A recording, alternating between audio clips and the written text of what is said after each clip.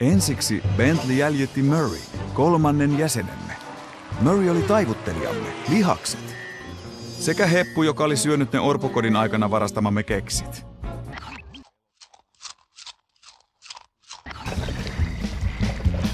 Pahuus, mutta tämä painaa!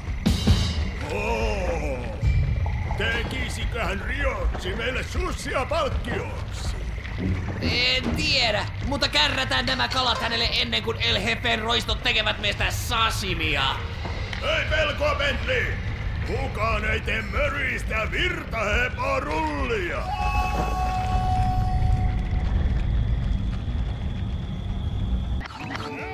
Sushi on hyvä!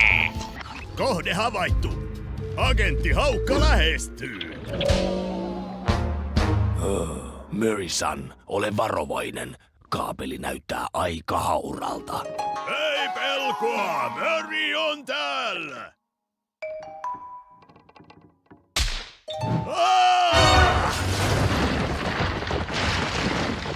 Kas niin, Murray. Miten Murray-san mahtuu tuohon asuun? No niin, kuunnelkaa kirppusäkit! Vuotuiset Toothpick-turpakäräjät alkavat! Sääntöjä ei ole, paitsi se, että jos haluatte kohdata mestarin, joudutte ottelemaan muita vastaan ensin! Meillä näyttäisi olevan tai siis haastaja, joten aloitetaanpa! Pinkin nurkan haastaja tulee jostain ja painaa aivan liikaa! Nimeltään toivottavasti hän pärjää paremmin kuin edellinen. Levätköönhän rauhassa. Murray varmaan tykkäisikin tikkareista. Ei hätää, Bentley. Minä en anna näiden tyyppien viedä pakuani. Sitä paitsi jätin sinne voileja. Sinä et halua saada sitä munaa naamallesi. Sinun pitää kehittää reaktiosi yhtä nopeiksi kuin Murrayn, eikä vain ruokapöydässä. Todellinen taistelija tietää milloin iskeä ja milloin perääntyä. Kuten ottaako vielä yhden pepperoni-suklaalastupurriton vai eikö? Loistokkaan sumo-urani aikana kehitin voimiani niin, että sain liikuteltua isompiakin vastustajia. Voitin myös nuudelin syönnin mestaruuden, mutta siitä kerron toiste. Bob, sinussa on aineesta. Ansaitsit nuo mitallit. Viimeinen testi odottaa. Näytät kaikki taitosi. Kaikki kerralla. Ihan kuin jättimäinen pizza. Onpas iso muna.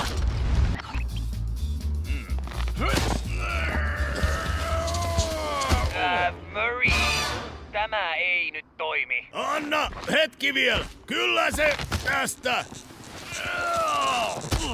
Murray, pystyisit siihen kyllä, mutta meillä ei ole aikaa tuohon. Meidän on oltava nopeita. Siirrytään suunnitelman B. Mitä? Et kai tarkoita. Kyllä, kutsutaan Bob. Kiva! Murray joutui vilttiketjuun. Rauhoitu, Murray. Hän on mestari kiipeilijä. Sitä paitsi olisit ylpeä siitä, että sinä koulutit hänet. Palaa takaisin piilopaikkaan ja ota vaikka välipalaa. Ei ole nälkää. Hui! Vai tältä se siis tuntuu? Jalkani ovat ihan paskana. Onnistuit, Murray! No jaa, sain linnut oksentamaan. Niin, mutta teit sen paremmin kuin kuka. Niinkö? Kiitos, Bentley. Arvaa mitä? Minua nälättää! Kiva! Mitä nopeammin tuot ne osat, sitä nopeammin saat syödä. Murrayn pöksyt.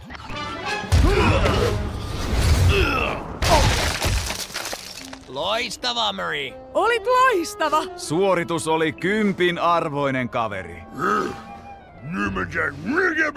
Murray! Kiitos vain! Ehkä tällä paikkaan viimeaikaiset mokat!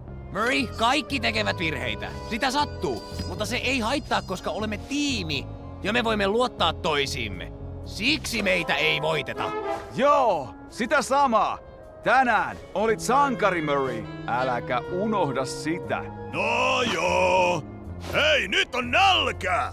Toiko kukaan syötävää? Ranskalaisia? Pizzaa? Jotain! Eikö edes omenaa? Ouvitaanko kovia karkkeja kaivossa? Ensin Murray menee käymään tavernassa. Valitaan kamu et ehdi napostella. Olisi pitänyt tuoda välipalaa houkutukseksi. Hei, hän on täällä!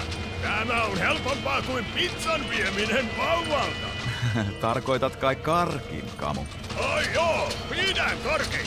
Uskon, että Murray pystyy kiskomaan sen ylleen.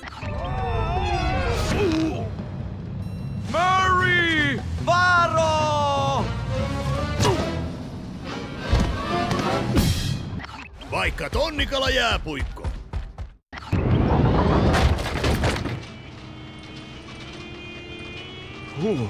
Tyyppi on kuin Murray silloin, kun hän voitti burriton syöntikisan.